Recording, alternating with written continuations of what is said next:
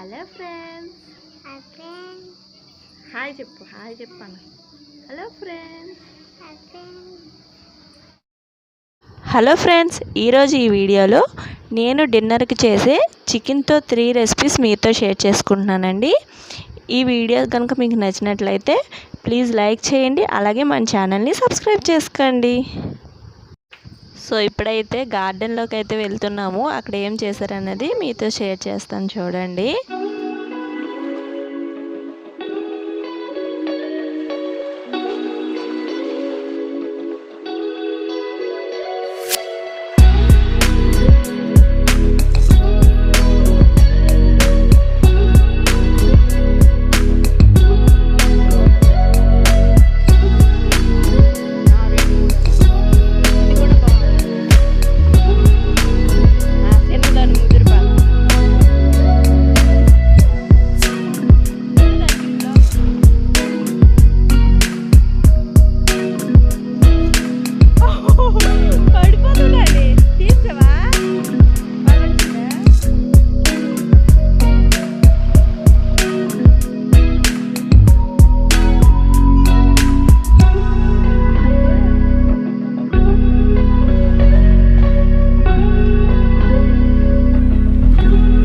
ఇక్కడైతే నేను వంట అయితే స్టార్ట్ చేస్తాను. ఫస్ట్ అయితే మేము తెచ్చుకున్నాం కదా మొక్కజొన్న, ఇవన్నీ కూడా ఉడకబెట్టేస్తున్నాను.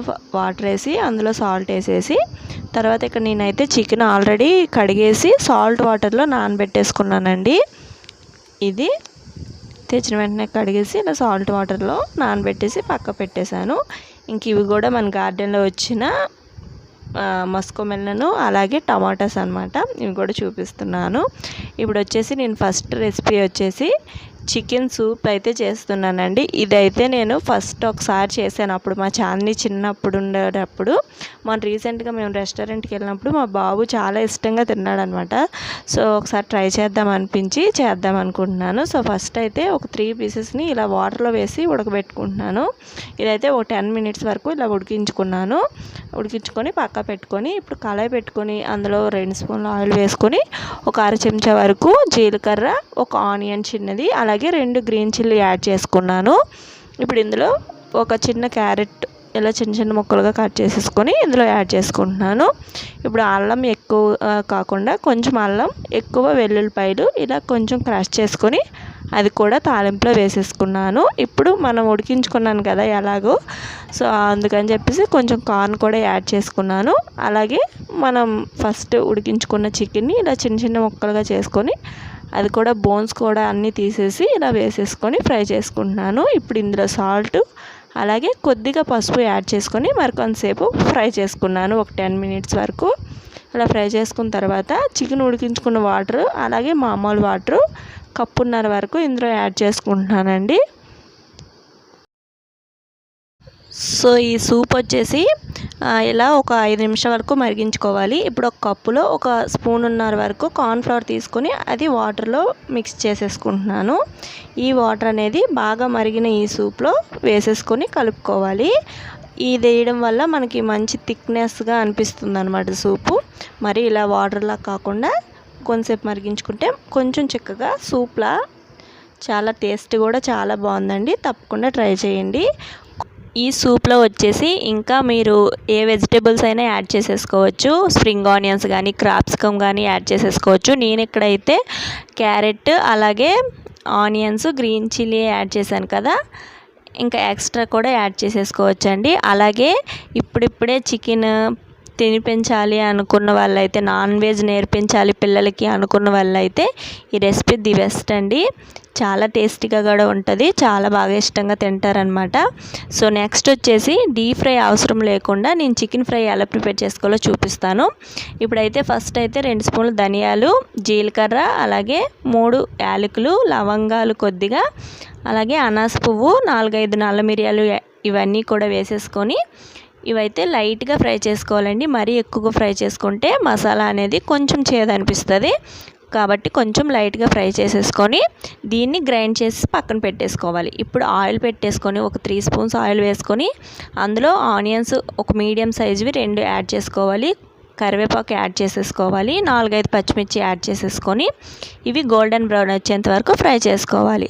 ఇప్పుడు ఇందులో సాల్ట్ వాటర్ నానబెట్టుకున్న చికెన్ని ఇందులో యాడ్ చేసుకోవాలి. తర్వాత కొద్దిగా సాల్టు, పసుపు యాడ్ చేసుకొని వాటర్ అంతా ఎగిరిపోయినంత వరకు ఉంచుకొని తర్వాత అల్లం వెల్లుల్లి పేస్ట్ యాడ్ చేసుకోవాలి. మనం ఫ్రై చేసుకున్న ఈ పొడి ఉంది కదా, దీన్ని కొద్దిగా యాడ్ చేసుకొని మరి కాసేపు ఫ్రై చేసుకోవాలండి. ఇలా 3 సార్లు ఈ పొడిని అనేది యాడ్ చేసుకుంటూ ఫ్రై చేసుకోవాలి. ఇది వేయించినంతసేపు మీడియం టు హై ఫ్లేమ్లో పెట్టుకుంటూ దగ్గరుండి కలుపుకుంటూ ఫ్రై చేసుకుంటే ఫ్లేవర్ కానీ అలాగే చికెన్ కూడా క్రిస్పీగా చాలా బాగా వస్తుంది. వీలైనంత వరకు దగ్గరుండి ఫ్రై చేసుకోవాలి. ఇలా ఫ్రై చేసుకున్న తర్వాత ఇది మరి కొంచెం యాడ్ చేసుకుంటూ కొద్దిగా కరివేపాకు కూడా యాడ్ చేసుకొని కాసేపు మూత పెట్టుకొని మరొకసారి ఫ్రై చేసుకోవాలి. ఇలా ఫ్రై చేసుకున్న తర్వాత ఫైనల్గా కొద్దిగా చికెన్ మసాలా అలాగే ఇప్పుడు ఫ్రై చేసుకున్నాం కదా ఆ మసాలా అది కూడా మొత్తం వేసేసి సర్వ్ చేసేసుకోవడమేనండి. డీప్ ఫ్రై అవసరం లేకుండా కలర్ కానీ చికెన్ తినేటప్పుడు కానీ చాలా టేస్టీగా ఉందండి. మీరు కూడా ట్రై చేయండి. ఇకపోతే నేను ఎక్కడైతే టేస్ట్ చూస్తున్నాను, నేనే మొత్తం తినేయట్లేదండి, ఉప్పు సరిపోయిందో లేదో చూస్తున్నాను అంతే. ఇంకో సైడ్ అయితే నేను పులావ్ కూడా పెట్టేశాము. సో ఇదైతే రెడీ అయిపోయింది. ఇప్పుడైతే దీన్ని తింటూ ఉంటాము. ఈ లోపు అయితే పులావ్ కూడా రెడీ అవుతుందన్నమాట. అది కూడా ఎలా ప్రిపేర్ చేసుకోవాలో నేను ఈ వీడియోలో యాడ్ చేస్తున్నాను. ఓకేనా? లేకపోతే ఇప్పుడు ఇది సర్వ్ చేసేస్తున్నాను.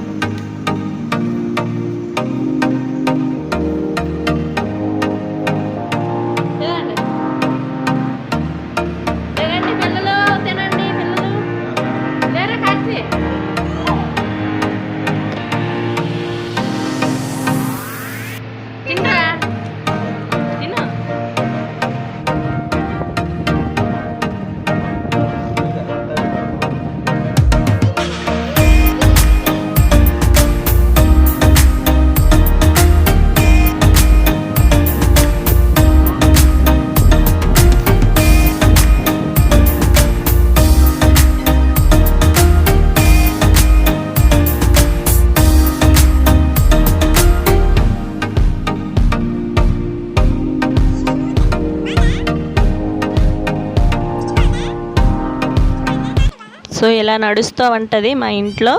సో నెక్స్ట్ వచ్చేసి బిర్యానీ పులావ్ ఎలా ప్రిపేర్ చేసుకోవాలో ఇప్పుడైతే చూసేద్దామండి. ఫస్ట్ అయితే కుక్కర్ పెట్టేసుకొని అందులో అన్ని గరం మసాలా అంటే బిర్యానీ మసాలాలు ఉంటాయి కదా, అవన్నీ కూడా యాడ్ చేసేసుకొని ఆనియన్స్ అలాగే పచ్చిమిర్చి యాడ్ చేసేసుకోవాలి.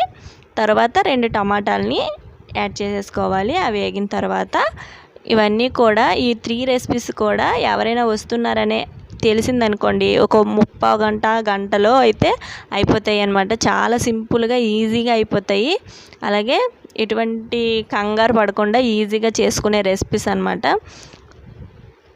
సో ఇప్పుడైతే ఈ టమాటాలు ఇలా మగ్గిన తర్వాత టమాటాలు కూడా బాగా మగ్గిన తర్వాత ఇందులో మనం సాల్ట్ వాటర్లో నేను ఆల్రెడీ నానబెట్టుకున్న చికెన్ని 1/2 kg వరకు ఇందులో యాడ్ చేసేసుకుంటున్నానండి. ఇదైతే చాలా సింపుల్గా అయిపోద్ది అనమాట. మసాలాలన్నీ పెట్టేసి విజిల్ పెట్టేస్తే ఒక 2 విజిల్కి పులావ్ అనేది రెడీ అయిపోతుంది. ఈ పులావ్ అనేది మా హస్బెండ్ చేశారండి. సో ఇప్పుడైతే బాగా మిక్స్ చేసేసుకోవాలి. మిక్స్ చేసేసుకొని ఈ చికెన్ అనేది కాసేపు మగ్గించుకోవాలి. కొంచెం సేపు ఫ్రై చేసుకున్నట్టు కాసేపు అలా ఉంచేసిన తర్వాత ఇప్పుడు ఈ చికెన్ మొత్తం మగ్గిన తర్వాత ఇందులో కొద్దిగా గరం మసాలా, కారం 2 స్పూన్లు, పసుపు, అలాగే మీ టేస్ట్ తగ్గట్టు సాల్ట్, అలాగే కొద్దిగా బిర్యానీ మసాలా ఉంటుంది కదా అది కూడా వేసుకొని కొద్దిగా అల్లం వెల్లుల్లి పేస్ట్ కూడా యాడ్ చేసుకొని చికెన్ని ఇలా మంచిగా మగ్గించుకోవాలండి. చూసారా ఎంత బాగా వచ్చిందో కలర్. ఇప్పుడు ఇలా మగ్గించుకున్న తర్వాత గ్లాస్ రైస్ అరగంట సేపు నానబెట్టుకోవాలి. ఈ రైస్ని ఇందులో యాడ్ చేసేసుకొని గ్లాస్ రైస్కి 1.5 గ్లాస్ వాటర్ అయితే సరిపోతుంది. ఇదైతే బిర్యానీ రైస్ అండి. మామూలు రైస్ అనుకోండి గ్లాసు అండ్ 3/4 అంటే పావు తక్కువ 2 గ్లాసుల వరకు వాటర్ వేసుకోవాలి. సో 2 విజిల్లు వచ్చేంత వరకు ఇలా ఉడికించుకోవాలి. సో కాసేపు చల్లారిన తర్వాత బాగా మిక్స్ చేసుకొని తర్వాత సర్వ్ చేసుకోవాలి. వేడివేడిగా ఉంటే కొద్దిగా మెత్తగా అయిపోయినట్టు అనిపిస్తుంది అనమాట. సో నేను ఇక్కడైతే పిల్లలకి పెట్టేస్తున్నానండి. పెరుగు పెట్టాను వాళ్ళకి అనేసి. సో ఇదండి ఈరోజు బ్లాగు. మీకు ఈ వీడియో నచ్చితే ప్లీజ్ లైక్ చేయండి. అలాగే ఈ వీడియో ఎలా అనిపించిందో తప్పకుండా కామెంట్ చేయడం మాత్రం అస్సలు మర్చిపోవద్దు. నన్ను సబ్స్క్రైబ్ చేసుకోండి. Thanks for watching.